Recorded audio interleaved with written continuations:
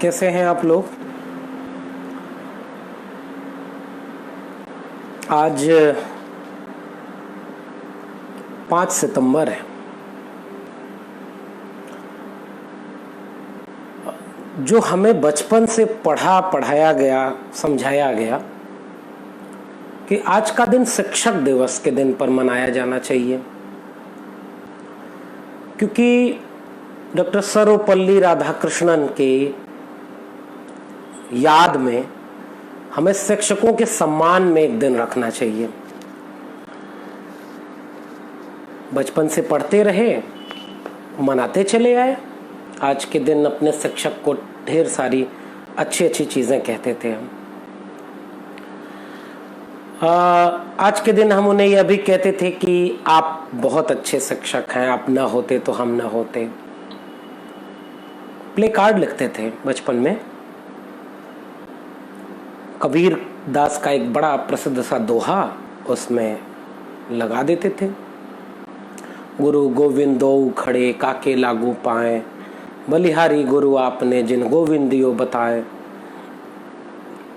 और परंपरागत कोई मिल गया तो वह कहता था कि गुरुर ब्रह्मा गुरुर विष्णु गुरुर देवो महेश्वर गुरुर साक्षात परम ब्रह्मा तस्मै श्री गुरुए नमः।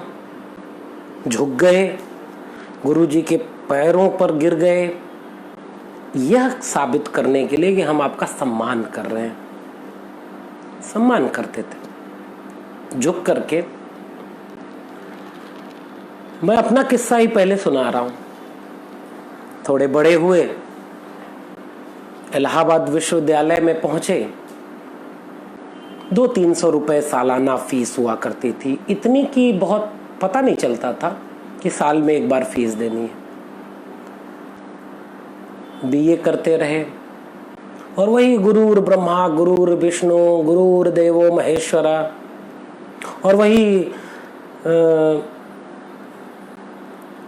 जिन गोविंद दियो बताए, ये सब लेके हम आए थे। कल्चरल कैपिटल लेके आए थे। एमए में आए तो कुछ गुरु मिले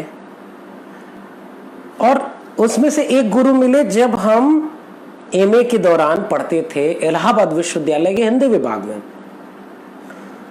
तो वही परंपरा का जो संस्कार था, जो रीढ़ पर दबाव देता था कि जैसे ही कोई गुरु आए झट झुक जाओ चरणों में, तो गिर गए। तो सामने एक ऐसा गुरु था जिसने कहा कि ये क्या, हाथ मिलाओ। तो हमें बड़ा असहज हुआ। अचानक संस्कार जो सालों से मिले थे, वे संस्कार जाग गए कि गुरु से हाथ कैसे मिला सकते हैं। गुरु के सामने तो झुकना होता है ना, वरना ये तो बेअदबी हो जाएगी। उनका आशीर्वाद नहीं मिलेगा, प्रेम नहीं मिलेगा, अपना तो नहीं मिलेगा, तो शिष्यत्व तो कैसे जागेगा। यह कुसंस्कार है। तो फिर उस गुरु ने समझाया कि ये पैर छूना सामंती है, बड़ा छोटा क्या है, हम बराबर के हैं, हाथ मिलाओ। तुम एमए में पढ़ रहे हो, तुम कोई बच्चे नहीं हो, तुम्हारी अपनी एक सेल्फ डिग्निटी है।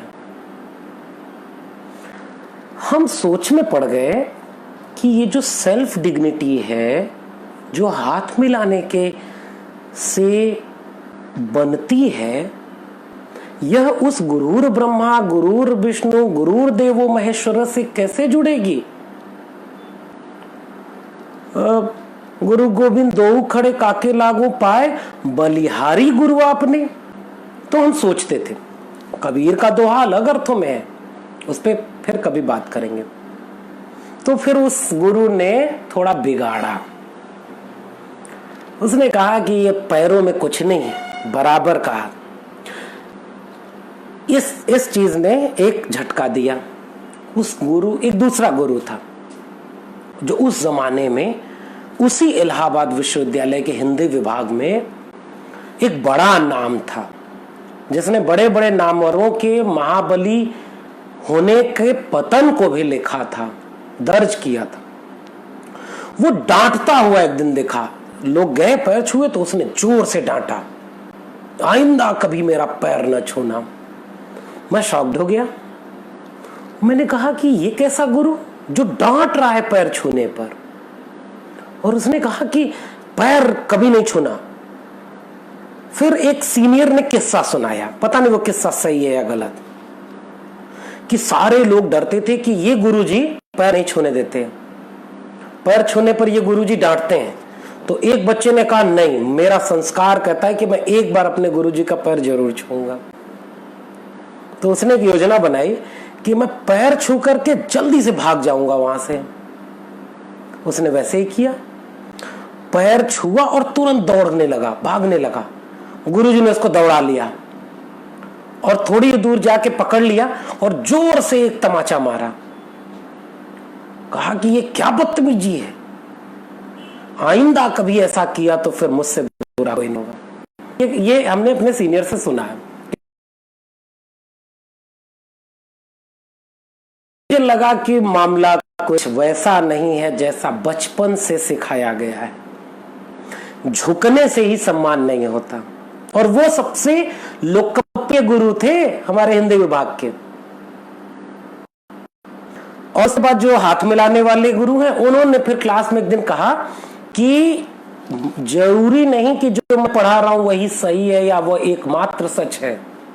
तुम्हारा सच मुझसे अलग हो सकता है, तुम्हारा सच मुझसे ज्यादा गहरा हो सकता है, तुम्हारा सच मेरे सच को गलत साबित कर सकता है। इसलिए सोचो और अपना सच पैदा करो, अपनी नजर पैदा करो और डिबेट करो, डायलॉग करो, असहमतियां दर्ज करो मुझसे। तब हमें लगा कि गुरु का मतलब यही नहीं कि जो कुछ गुरु जी कह रहे हैं सब सही है, क्योंकि बड़े निकम्मे गुरु भी हमें मिले थे, सबको मिलते हैं। हम क्या सम्मान कैसे करें जब उनके लिए कोई सम्मान ही नहीं निकलता। वो अपना एमए का नोट्स 40 साल बाद हमारे एमए में पढ़ाते थे, उनके पास नया कुछ नहीं था।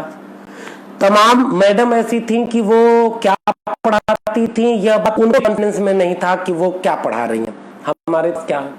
लेकिन हाँ, ऐसे गुरु मिले जिनकी खिड़कियों पर बैठकर हमने क्लास ली हैं, हमने अपने बुनियादी ककहरे उनसे सीखे हैं। वो स्कूल में भी थे, वो इलाहाबाद यूनिवर्सिटी में भी थे।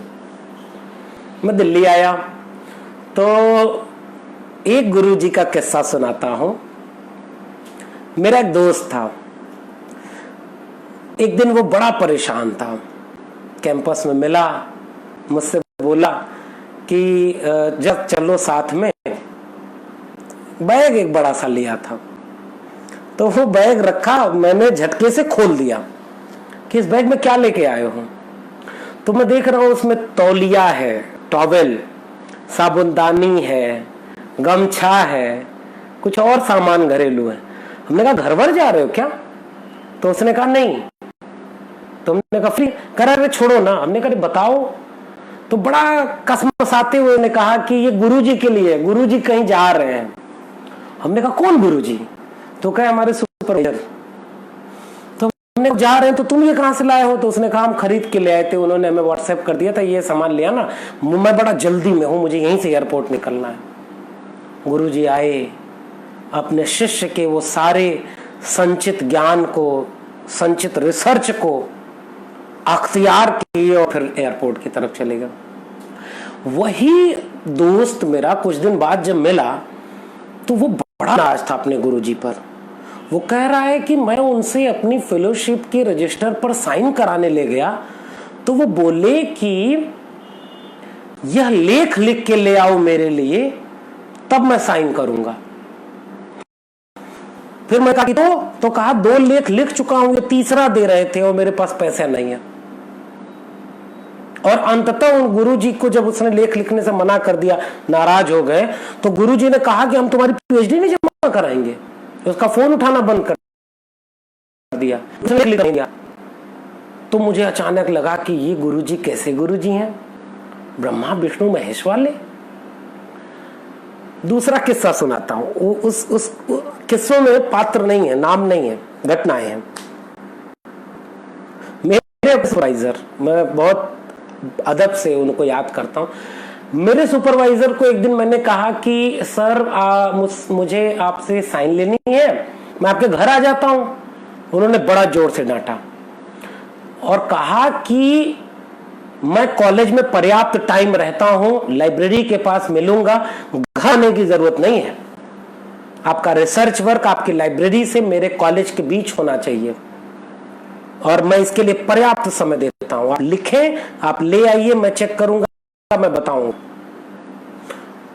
कि मेरे मन में यह बैठ गया था कि मेरे सारे दोस्त तो अपने अपने सुपरवाइजर घर जाते हैं, उनके किचन में बैठ कर खाना बनाते हैं उनके साथ, उनका सारा काम उनके साथ। तो मुझे लगा कि वो ज्यादा घनिष्ठ रिश्ता है गुरु और शिष्य का।